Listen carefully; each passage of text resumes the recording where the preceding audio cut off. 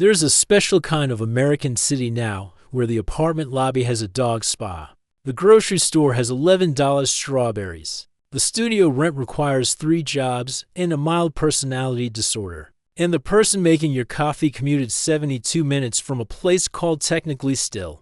Affordable.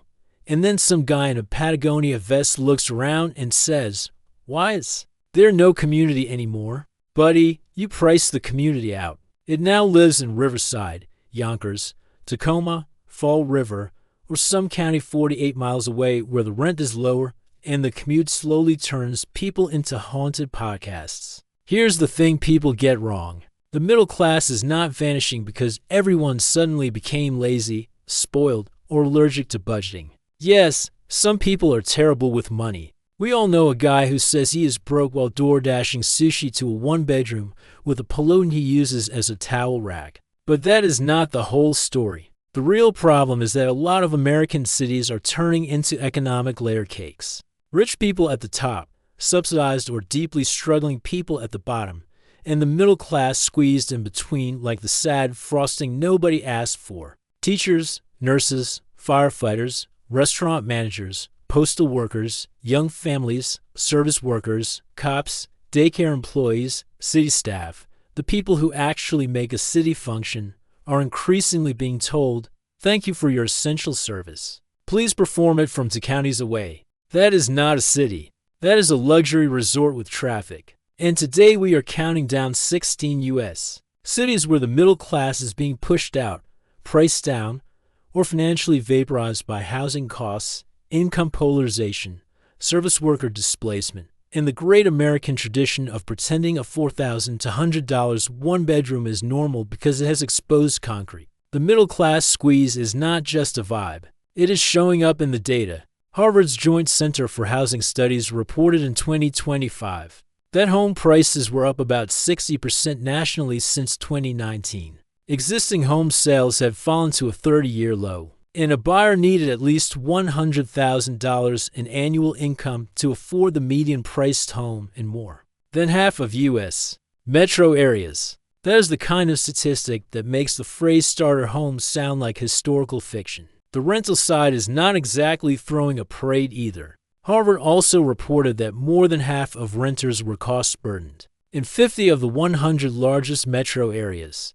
An NLIHC's 2025 gap report found a national shortage of 7.1 million affordable and available rental homes for extremely low-income renters. When the bottom of the market is jammed, everyone gets pushed up into each other like a housing market mosh pit. Pew Research has also tracked the long-term shrinking of America's middle class, with the share of adults in middle-income households falling over decades while the shares in upper and lower-income tiers grew. So this is not just rent got high last Tuesday. This is a structural rearrangement of American life. And here is the urban version of that rearrangement. High-wage workers can still pay. Low-income households sometimes qualify for subsidized housing, though not nearly enough of it. But the middle class? The middle class often makes too much to qualify for help and too little to compete with cash buyers, tech salaries, investors, and people whose parents treat down payments like birthday cards.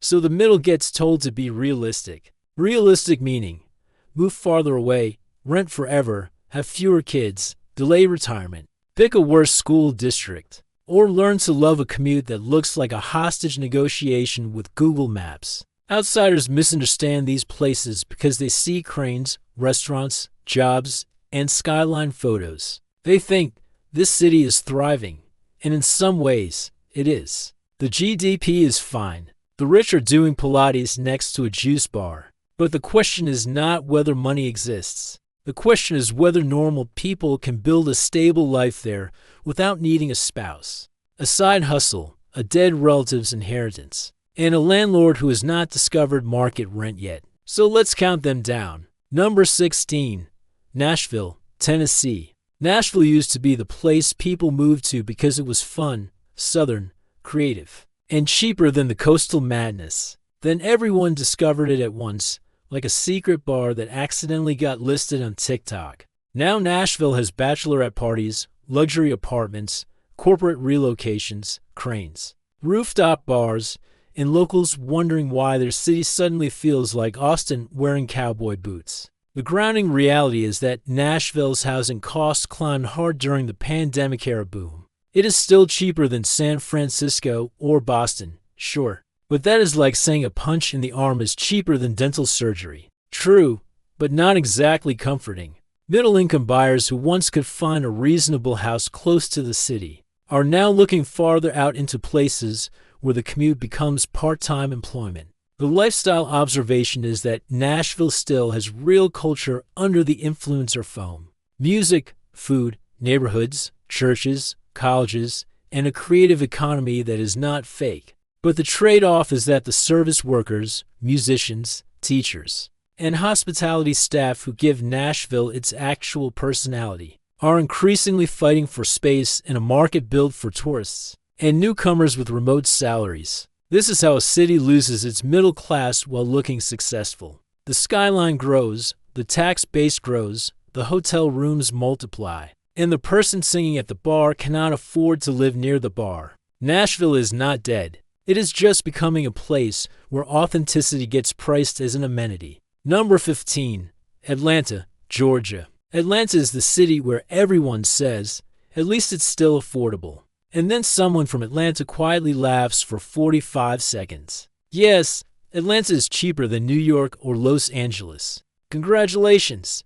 So is a medical bill in Canada. That does not mean it is easy for the middle class anymore. Metro Atlanta's affordability problem has been getting serious. Axios reported that the Atlanta region lost about 230,000 affordable housing units between 2018 and 2023. Including tens of thousands of units renting under $800 and many more between $800 and $1,500. Nearly one-third of Atlanta renters were spending more than half their incomes on housing.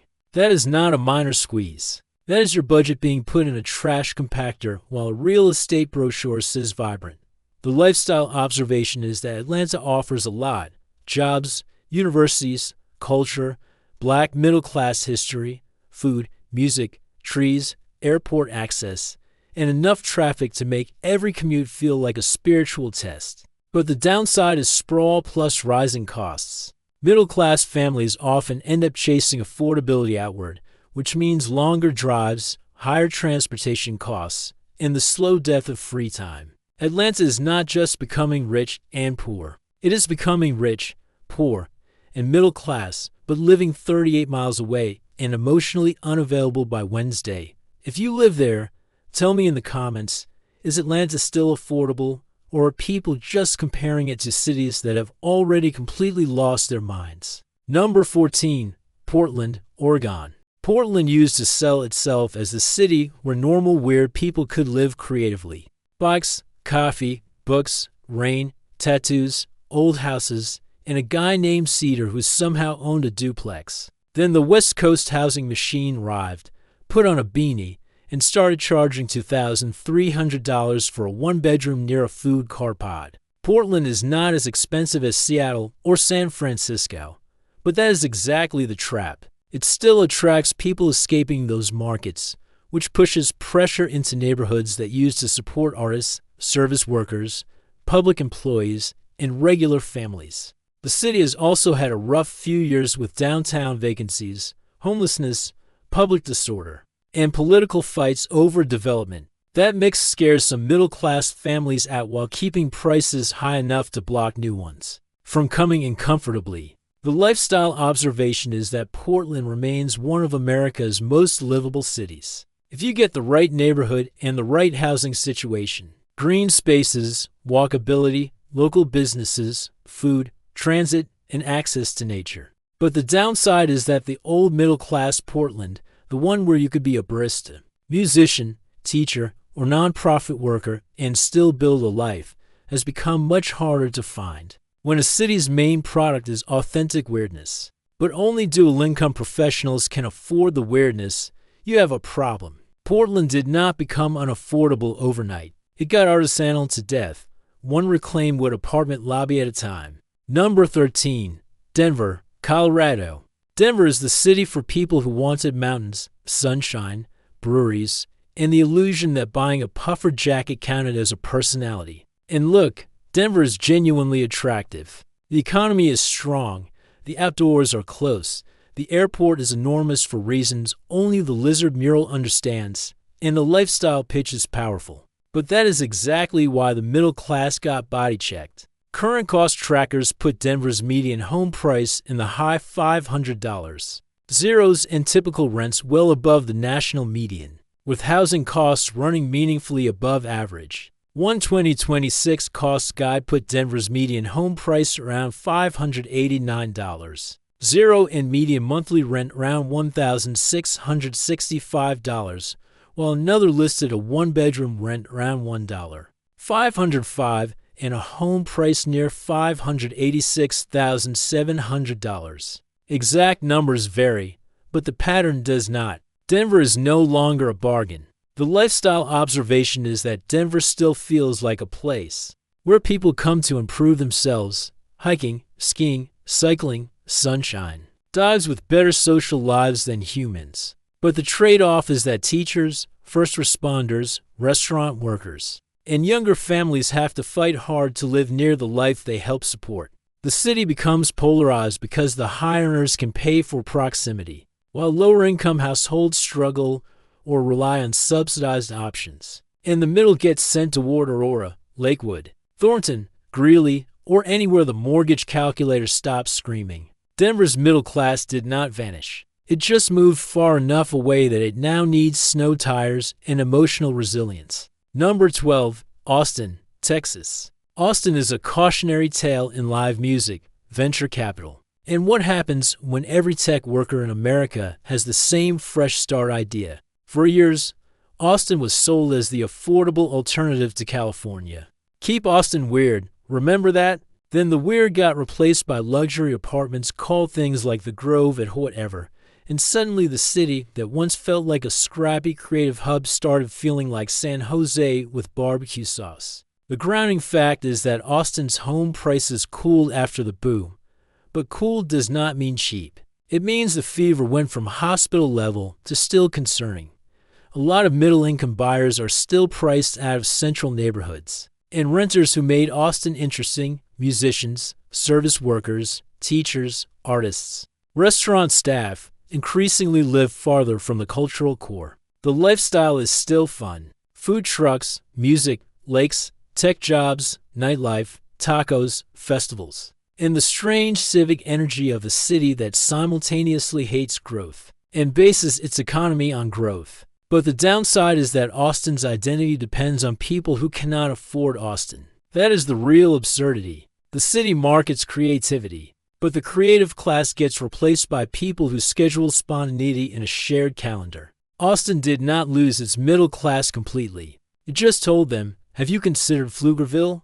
Number 11, Charleston, South Carolina. Charleston is beautiful in a way that should probably be regulated. Cobblestone streets, pastel houses, Spanish moss, beaches nearby, restaurants, history, charm, and tourists walking around like they just discovered humidity. It is one of the most visually seductive cities in America. And that is the problem. When a place is that charming, affordability becomes an endangered species. Charleston's middle-class squeeze is driven by tourism, coastal desirability, limited land, flood risk, insurance costs, and wealthy newcomers. Historic homes, beach access, and lifestyle branding have pushed the market into a place where service workers and ordinary families often live far from the postcard version of the city. The lifestyle observation is obvious. Charleston offers beauty, food, architecture, and coastal access that people dream about. But the downside is that the people who cook the meals, staff the hotels, teach the kids, clean the rentals, work the hospitals, and keep the city running are often pushed outward into longer commutes and less stable housing. This is what happens when a real city becomes a destination product. The old middle class becomes a support staff for someone else's weekend. Charleston is not just expensive, it is becoming boutique. And boutique is just French for your kids cannot afford to live here. Number 10, Miami, Florida. Miami is where the middle class goes to learn that sunshine is not a financial plan. For years, Miami sold the dream: beaches, nightlife, no state income tax, international energy, Latin culture, warm weather, and a skyline that looks like it was financed by confidence. Then housing costs exploded, insurance got weird, climate risks stopped being theoretical, and normal workers started looking at rent like it was written in a hostage note. Miami is one of the clearest middle-class squeeze stories in America. Realtor.com recently described Miami's missing middle problem. REPORTING median listing prices around $619. $500, and noting that middle-income buyer options are disappearing quickly in the metro. WLRN reported that even workforce housing aimed at public employees drew criticism, because a one-bedroom round to $1,550 for dollars a month could eat more than half the salary of teachers, police officers, or firefighters. That is not a luxury problem. That is the people running the city not being able to live in the city. The lifestyle observation is that Miami is electric. Food, music, beaches, culture, art, languages, nightlife, intensity. But the downside is that the economy is increasingly split between global wealth and local struggle. There are condos for people who visit 3 weeks a year and workers commuting from farther and farther inland to make the whole machine function. Miami is rich people, poor people, and middle-class people stuck on the Palmetto Expressway wondering where their life went. The city did not lose its middle class in one dramatic event. It slowly converted them into traffic. Number 9. Los Angeles, California. Los Angeles is a city where a normal person can make 6 figures and still feel like they are financially trespassing. This is the place where someone earning $120,000 can say, "I'm struggling," and people in cheaper states start yelling. But in LA, after rent, gas, taxes, insurance, childcare, and the emotional cost of trying to park in Koreatown, that person may not be exaggerating. Zillow showed the average home value in Los Angeles around $956,000 in 2026, while Realtor.com reported that the city's median asking rent in the first quarter of 2026 was about $2,682, down from the peak but still out of reach for many renters. California's Legislative Analyst's Office has also noted that fewer California households can afford to buy today than before 2020, even though home prices have stabilized since the pandemic surge. The lifestyle observation is that LA is still LA. Weather, jobs, entertainment, food, beaches, mountains, culture, neighborhoods with actual personality. But the downside is the grind. Middle-class families face brutal housing costs, long commutes, weak transit in many areas, school decisions, and constant trade-offs. The city is full of people who technically make good money, but live like they are in a financial obstacle course designed by a landlord with a podcast. Los Angeles still has a middle class, but much of it is pushed into the valley, the inland empire. Northern LA County, or roommate situations that should have ended at age 26, LA is not just a city. It is a test of whether sunshine can gaslight you into accepting a $900,000 fixer-upper. Number 8. Washington, D.C. Washington, D.C. is the only city where someone can spend $3,000 on rent and still be surrounded by people saying they are public servants while owning 3 properties. D.C. is rich, educated, powerful, and absurd. It is federal jobs, lawyers, lobbyists, nonprofits, embassies, consultants, defense contractors, and people whose job titles sound like they were generated during a fever dream. But the middle-class squeeze is very real. The region has high incomes, but housing costs have eaten much of the advantage. Harvard's National Housing Report shows how homeownership has become harder for renters broadly, and affordability in expensive metro areas is especially difficult when homes require 6-figure incomes to purchase. A 2025 CBRE-related analysis reported by Investopedia found only about 1 in 8 renters nationally could afford a median-priced home, down from 2019, with Washington, D.C. among metros seeing major drops in renter affordability. The lifestyle observation is that D.C. offers jobs, transit, parks, museums, restaurants, and neighborhoods with serious appeal. But the downside is that middle-income families get squeezed between luxury development and limited affordable housing. Teachers, restaurant workers, junior staffers, nonprofit employees, and public sector workers often move outward into Maryland or Virginia, then commute back to serve a city they cannot comfortably afford. D.C. has become a place where power is close, but stability is expensive.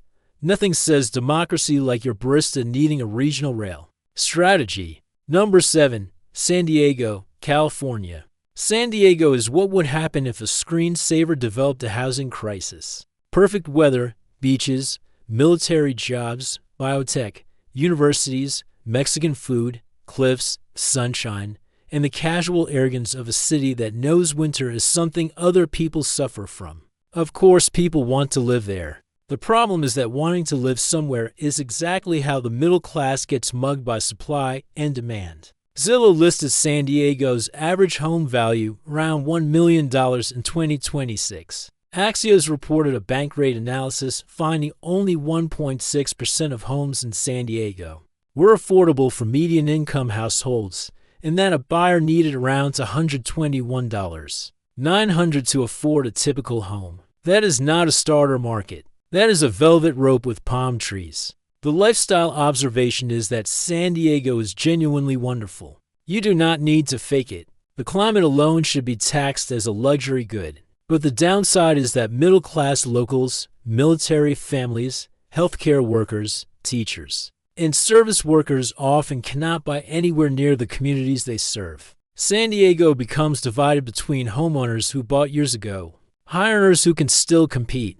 renters hanging on, and everyone else being gently launched toward Temecula like a human cannonball. San Diego did not become unaffordable because it is bad. It became unaffordable because it is too good and refused to build enough housing for people who are not marine biologists married to software engineers. Number 6. New York City, New York. New York has always been expensive. That is part of the mythology. People move there knowing they may live in an apartment shaped like a hallway and call it character. But today's New York middle-class squeeze is getting absurd even by New York standards. The city's own 2025 income and affordability study tracks housing affordability and tenant income in the rental market, and recent reporting showed Manhattan rents reaching record levels. In April 2026, Corcoran data reported by the New York Post put Manhattan's median rent above $5,000 for the first time, with citywide StreetsEasy data showing median rent around $120 and a median priced home around $1.04 million. The same StreetsEasy analysis said a median income New Yorker would need nearly 20 years of disciplined saving to afford a 20% down payment on the median priced home. That is not a housing market. That is an endurance sport with broker fees. The lifestyle observation is that New York remains unmatched. Jobs, culture, transit, food, ambition, museums, chaos, delis, weirdos, and the feeling that something important is happening even when it is just a man yelling at a pigeon. But the downside is that the middle class has to make brutal compromises: smaller space, longer commute, outer-borough pressure, roommates, delayed families, or leaving entirely. New York can still support rich people and very poor people through different systems. But the middle-income household that wants a stable apartment, a kid, maybe a washer-dryer, and occasional dignity, that household is fighting a dragon with a MetroCard. New York is not losing its soul, but it is charging the soul $5,099 a month, utilities not included. Number 5. Boston, Massachusetts. Boston is a city where the economy is brilliant, the hospitals are world-class, the universities are legendary, and the housing market behaves like it was designed by a Puritan who hated joy. Boston has jobs. Boston has education. Boston has medicine. Boston has history. Boston also has a starter home affordability crisis so sharp it should probably come with a warning label. The 2025 Greater Boston Housing Report Card found that only about 1 in 7 renter households could afford a starter home in Greater Boston. Local reporting also said prices and rents have flattened in 2025, but remained historically high, which is basically the housing market saying, "Good news, the punch has stopped getting harder." The lifestyle observation is that Boston is deeply livable if you can afford it. Walkable neighborhoods, strong schools in many suburbs, transit, jobs, healthcare, sports, history, and the local custom of treating weather complaints as a competitive sport. But the downside is that middle-class families get pushed outward into longer commutes, smaller homes, or towns where affordability depends on whether you inherited something before the Red Sox broke the curse. Service workers, young families, nurses, city employees, and early career professionals are squeezed between high rents and limited housing supply. And because the region is fragmented into many municipalities, building enough housing becomes a regional group project, where every town claims to support affordability as long as it happens somewhere else. Boston still has a middle class. It just increasingly lives in a spreadsheet called commuter rail zones. Number 4. Seattle. Washington. Seattle is what happens when a city gets incredibly rich and then acts surprised that normal people cannot afford to live inside the money machine. The city has tech wealth, mountains, water, coffee, ferries, rain, and dogs wearing jackets that cost more than some people's utility bills. It is beautiful. It is productive. It is also a case study in how a booming economy can still hollow out the middle. Seattle's own city government has been focused on anti-displacement and housing affordability, with Mayor Bruce Harrell issuing a 2025 executive order aimed at strengthening anti-displacement strategies as part of a broader housing agenda. Outside housing advocates have pointed to extreme costs, with one Seattle housing-related analysis citing HUD 2025 fair market rent estimates of $2.238 for a small efficiency apartment in the Seattle Bellevue metro. The lifestyle observation is that Seattle is still a spectacular place to live if your income can bench press the rent. Nature access, high wages, culture, restaurants, transit and parts, and a powerful job market. But the downside is that the gap between tech salaries and ordinary wages creates social distortion. The person writing code can bid up the apartment. The person serving lunch in that tech office cannot. The city gets richer and somehow more fragile at the same time. Seattle's middle class has not disappeared. It has been redistributed into Tacoma, Everett, Kent, Renton, and a daily commute that feels like a podcast subscription you never asked for. Number 3. San Francisco, California. San Francisco is the poster child for the middle class left the group chat.